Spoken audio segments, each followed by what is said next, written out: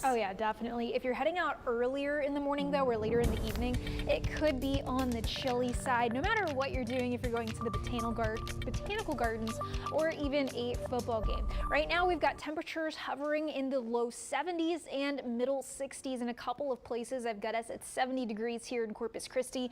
And from now through the rest of tonight, we're going to drop into the lower 50s and upper 40s. So we've got clear skies, low humidity, and really light winds. All of those things come together for something called radiational cooling. That just means the Earth can get rid of its heat really efficiently. So that is why we're going to end up with some of the coolest temperatures we've seen since early April. Now tomorrow afternoon, a very similar day to today, light onshore winds, a lot of sunshine, and temperatures in the 80s. So whatever kind of jacket you have, make sure you've got something comfortable on underneath it so you can still enjoy the nice weather tomorrow. Heading into the weekend, we see high pressure that was behind this front scooting over to our east. And as that happens, we're going to see more humidity coming back into the coastal bend. So still sunny and nice on Saturday, but we're going to start to notice that humidity, especially heading into Sunday and Monday. We're going to get pretty breezy and cloudy ahead of our next cold front. That looks to come in sometime on Monday and bring a scattered shower chance with this front. Now behind that, we've got cooler and drier air,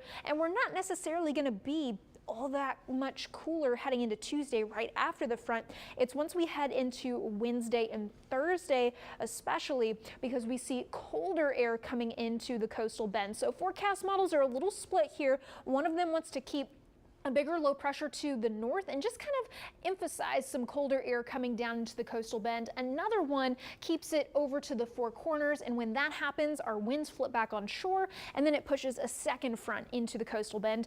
Either way, no matter what way you slice it, we're gonna end up cooler from Tuesday into the end of next week. So this could be some of the coldest air that we have seen since earlier this year. So that is definitely something that I know lots of folks have been looking forward to. Heading into the tropics, we've got tropical storm Sarah, winds of 40 miles per hour. It's expected to linger near Honduras the next couple of days and eventually cross the Yucatan heading into about Monday afternoon. And at that point, the Hurricane Center pretty much giving it a 0% chance after that as of right now for it to really amount to anything once it crosses into the Gulf. It's going to move into the western Gulf around this big area of high pressure. And then here's that strong cold front coming in, and that is going to deflect it out to the eastern Gulf of Mexico. So that's nothing for us to be worrying about, just something for us to watch as it passes on by. Tonight we've got those coolest temperatures since April, getting into the lower 50s. Tomorrow afternoon, lower 80s. So it's going to be mild, but without the humidity. It's going to feel absolutely great outside the next couple of days. Heading into the weekend, Sunday and Monday, we start to get a little bit breezier. Again, that brings in that humidity, and then it gets right back out of here again as we have that next cold front. And by next Thursday, our afternoon temperatures are going to be cooler than the morning lows that we start the week with. Wow. Yeah. Enjoying the fall weather for sure. Finally. Finally. Yeah. For sure. Kristen, thank you.